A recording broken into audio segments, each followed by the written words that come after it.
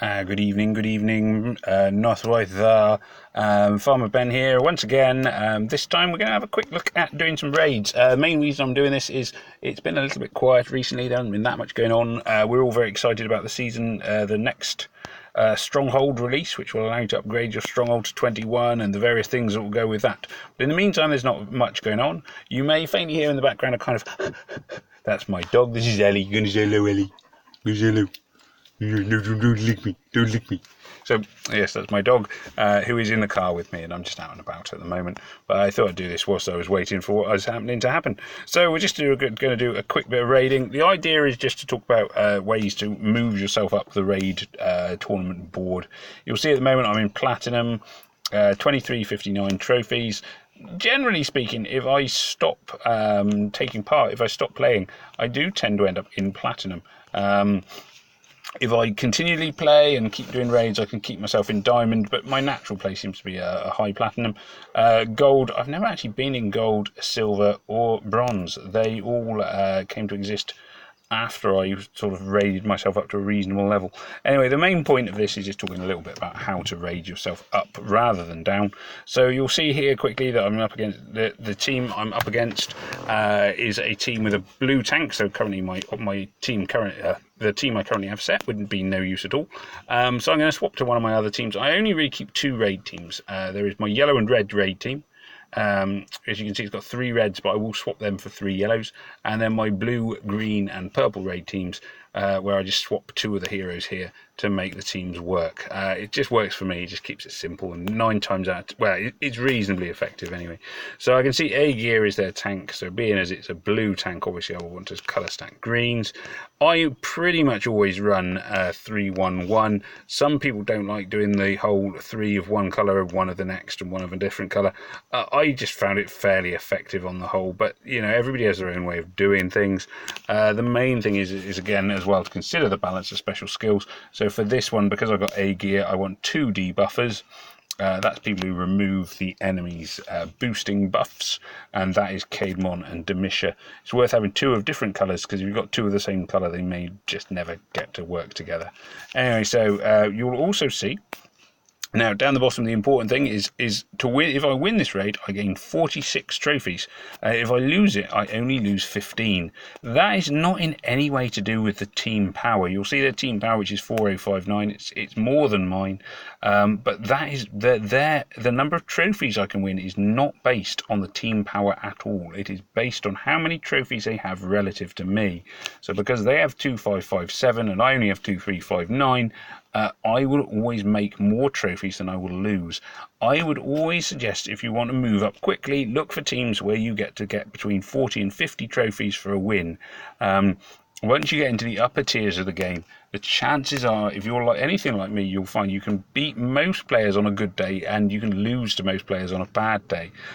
So you may as well go for the high risk of going for a strong team, but go for as many trophies as you can, rather than trying to find weaker teams where you could still lose, but then instead of losing 15 trophies, I could lose 40, 50 trophies and quickly lose any benefits I've gained. Anyway, we're just going to go straight into this one. Come on, game, you can do this. You can do this. Also worth mentioning, at the moment my phone is in the process of dying. The battery's letting me down. It may well be that there will be a sudden break in my YouTube videos, more so than there has been. And we shall see where we go from that. Not a very kind screen. You can see I've got tons and tons and tons of reds and yellows, which is great when I haven't got any reds or yellow heroes. Just trying to get rid of some of those there. I always think to myself, if the screen is not being kind, at least look for a combo. You may as well, it gives you at least a small attack burst. So I would always say go combo if you can't see what else to do. That time you can see there that I just kept a few combos going, only small combos. Beyond a certain point, your combo just comes down to luck, like this combo rolling here now, combo 6, combo 7. Really, I could start the combo off because I could see the first couple of moves would get a combo of 2 or 3. After that, to be honest, it is just luck, and luck smiled upon me. So I'm just going to knock off the heroes. Standard sort of thing, which most players do. Is to take out one side first, or at least clear yourself a bit of space so that you can do the ghosting tiles up the middle trick, you'll see that ghosting tiles, you get more mana for them. So ghosting a tile is firing tiles into the space where there aren't any enemy heroes. So if you watch, this is not ghosting, because this next move, the 3 greens, there we go, 3 greens into, oh, I can't think of her name. Lost her name for a second. What's your name, my darling? What's your name, my darling? Evelyn. So I fired a load of greens into Evelyn. That was not ghosting them because I hit her. Ghosting is when you fire tiles and don't hit anyone, and use that as a way to build up your mana. So I could ghost these. This is ghosting some red tiles, not really much help to me, but I'm ghosting some yellows. I'm going to ghost a few greens. There we go, ghosting a few tiles. Ghosting is just a good way of building up your mana without charging up the enemy's hero's mana, although their mana does go up slowly anyway, so don't assume that it just it does, that you have to, if you just can avoid hitting them all together, they will never get any mana. Their mana does increase every turn. Just quickly, I'm really looking to finish this off now, because it's fairly clear that unless something goes disastrously wrong, I'm going to win. He says optimistically. Sometimes when you think, oh, I've got to win now, you can still be caught out by surprise. But there aren't many heroes that can take out 3 or 4 from a defense team in one go. I don't believe Onatel can do it unless I was like drastically unlucky. She just isn't one of those heroes. The ones that can do it almost always have some kind of healing ability, because otherwise just attrition will defeat them in the end.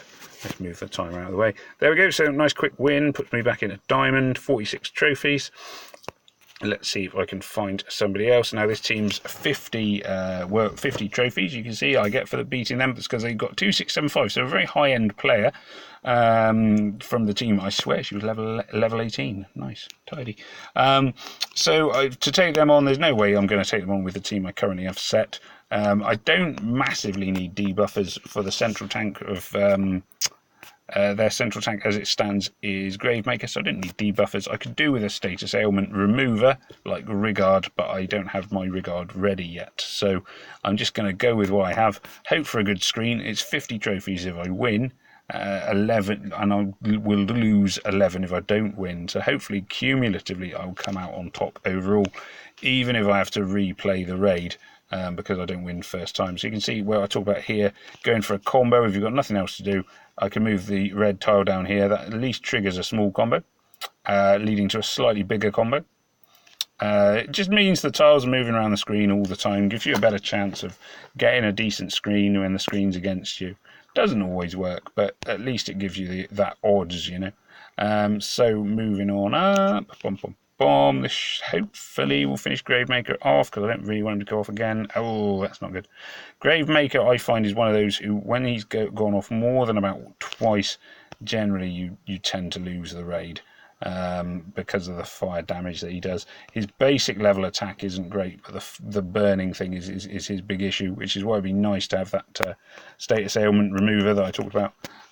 Here, really, there's only one target left to go for, and that is going to be Alberich. So Alberich obviously will bring them back to life, anybody who has not been lucky enough to encounter Alberich. So it's always worth making sure he dies fairly quickly. You don't want him alive, because when he is alive, he's a menace. Interesting couple of moves. Onatel finishing off Thorn. This is not looking in any way promising, but there we go. That's the way it goes sometimes. It got off to a shady start. It's not impossible I could come back and win this. It's really going to depend on the next couple of moves. There we go. That's probably going to mean that it is over. Realistically, Kirill's a solid healer and booster, which is why he's in my team, but I very much doubt he will be able to take care of both of these heroes, especially as Magni's put his shield up, and this should finish off Kirill. There we go. There we are. So not an amazing result, that one.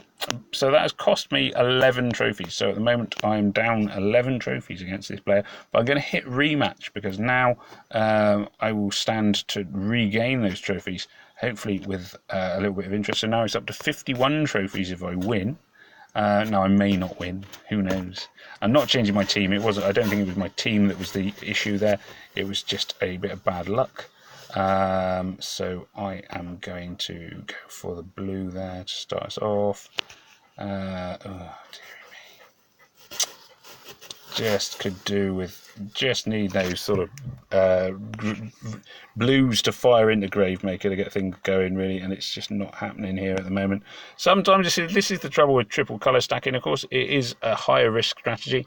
I find it tends to pay off when you're fighting against strong heroes. Or at least it pays off more often than it doesn't, is perhaps more accurate. I'm quite capable of losing to anyone on any day, but sometimes if I get the right screen, it just stops me from losing. Just not even gonna talk about this screen. Is hideous. Just not having the luck to get through Gravemaker here. This, oh no, I'm just going to hit flee here. This is pointless. Sometimes it gets to that, you just think, oh, there's no point carrying on. So I've now lost 21 trophies against this guy.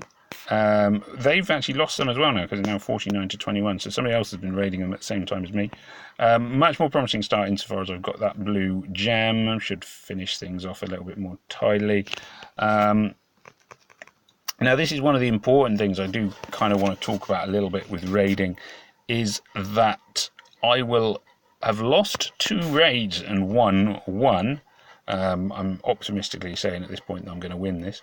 But I will still have come out on top on trophies overall, which is always my aim. So I have lost, so far against this guy, I have lost 21 trophies. 21 trophies have been lost playing Mendrelion. Once I am done, I am hoping that I will come out on top, at least in the short term. Now, he may revenge raid me and turn that around, but I think it should. There's a chance he will lose his revenge raids, and if he still has a lot more trophies than me, it doesn't matter because I will have less to lose. So here we go. Ooh, there we go. So like I say, once you've got to a certain point, you know you're comfortably going to win. Mendrelion, ooh, it's tough. Sartana, quite a tough hero. Always a difficult one to fight, but not going to be enough to make any real odds here. Sartana is dead. Boo, cat, die, die, die, bye Sartana, bye bye. So again, puts me back in platinum, 49 trophies. So on the whole, I ended up 28 trophies better off, even though I lost 2 out of the 3 raids. And that's kind of a key point, is by choosing teams where the risks are apparently greater, you can gain a lot more trophies and then still go on to be taking to come out stronger overall. So this team, 50 trophies.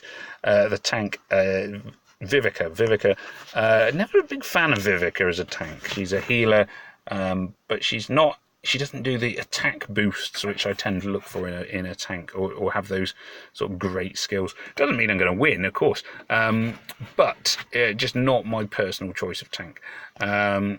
I haven't got Vivica. She's one of the heroes I would like, and I'm hoping for one day from my training camps, but who knows?